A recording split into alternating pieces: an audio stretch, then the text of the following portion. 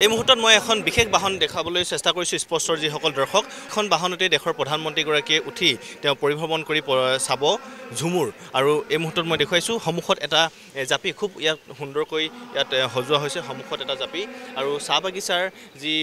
প্ৰতীক সেই প্ৰতীক ইয়াত সম্পূৰ্ণৰূপে ইয়াত তেওঁলোকে খুব সুন্দৰকৈ ইয়াত সজাই পৰাই তোলা হৈছে মই যিখন বাহন সেই বাহনখনৰ কিছু দৃশ্য এই মুহূৰ্তত দেখুৱাবৰ কাৰণে চেষ্টা কৰিছোঁ মই বাহনখন ক্ৰমান্বয়ে দেখুৱাবৰ কাৰণে চেষ্টা কৰিম ইয়াত যি অসম গৌৰৱ এশিঙীয়া গড়ক ইয়াত খুব সুন্দৰকৈ ইয়াত স্থাপিত কৰা হৈছে লগোৱা হৈছে আৰু যি চাহ উদ্যোগ সেই 200 বছৰ চাহ উদ্যোগৰ যি গৌৰৱময় ইতিহাস আৰু সেই ইতিহাসৰ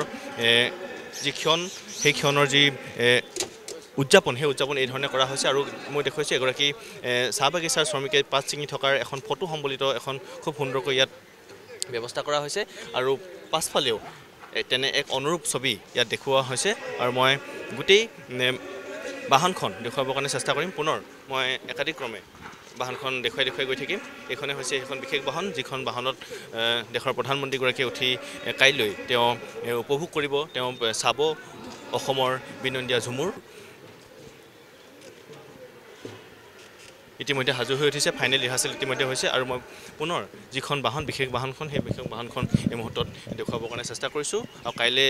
যেহেতু প্ৰধানমন্ত্ৰীগৰাকী উপস্থিত হ'বহি তাৰ প্ৰাকখনত এই ধৰণে সম্পূৰ্ণৰূপে সৰুসজাই খেলপথাৰত সাজু কৰি তোলা হৈছে আৰু এই বিশেষ বাহনখন যিখন বাহনত উঠি দেশৰ প্ৰধানমন্ত্ৰীগৰাকীয়ে কাইলৈ উপভোগ কৰিব তেওঁ চাব অসমৰ বিনন্দীয়া ঝুমুৰ স্পষ্ট দ্য ক্লিয়াৰ মেছেজ